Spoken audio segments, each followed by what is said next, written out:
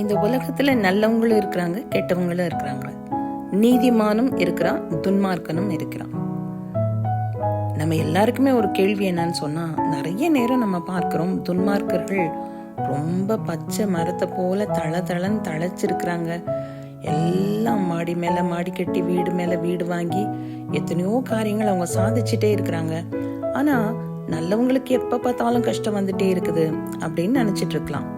But சங்கீதம் 37 சொல்லப்பட்டிருக்குது, கர்த்தரிடத்தில் மனமகிழ்ச்சியாயிரு, அவர் உன் இருதயத்தின் வேண்டுதல்களை உனக்கு அருள் செய்வார். உன் வழியை கர்த்தருக்கு ஒப்புவித்து அவர் மேல் நம்பிக்கையாயிரு, அவரே காரியத்தை வாய்க்க பண்ணுவார்.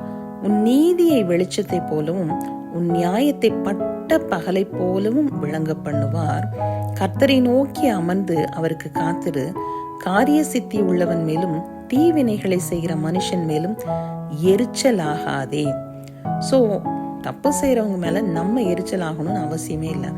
நம்ம நேர் வழியில இருந்து கர்த்தரை நம்பி நன்மை செய்து தேசத்தில் குடியிருந்து சத்தியத்தை மேய்ந்து கொள்ளணும். இதுதான் கர்த்தர் நமக்கு கொடுத்திருக்கிற ஒரு பெரிய பாக்கியம்.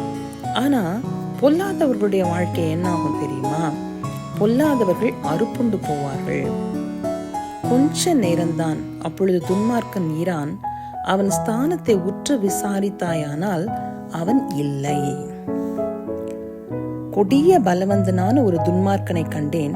அவன் தனக்கேற்ற நிலத்தில் முளைத்திருக்கிற பச்சை மரத்தை போல் தழைத்தவனாயிருந்தான். ஆனாலும் அவன் ஒழிந்து போனான். பாருங்கள், அவன் இல்லை, அவனை தேடினேன், அவன் காணப்படவில்லை. நீ உத்தமனை நோக்கி செம்மையானவனை பார்த்திரு, அந்த மனுஷனுடைய முடிவு சமாதானம்.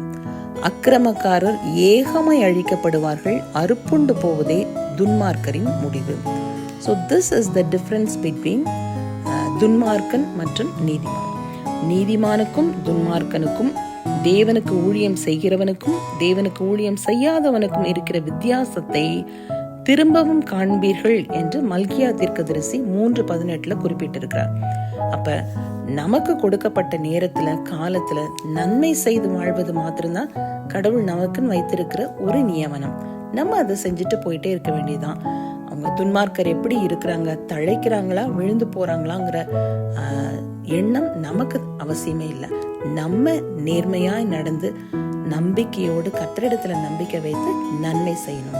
இதுதான் கடவுள் நமக்கு கொடுத்திருக்கிற ஒரு பெரிய கிஃப்ட், ஒரு பெரிய பொக்கிஷம். May God bless this day.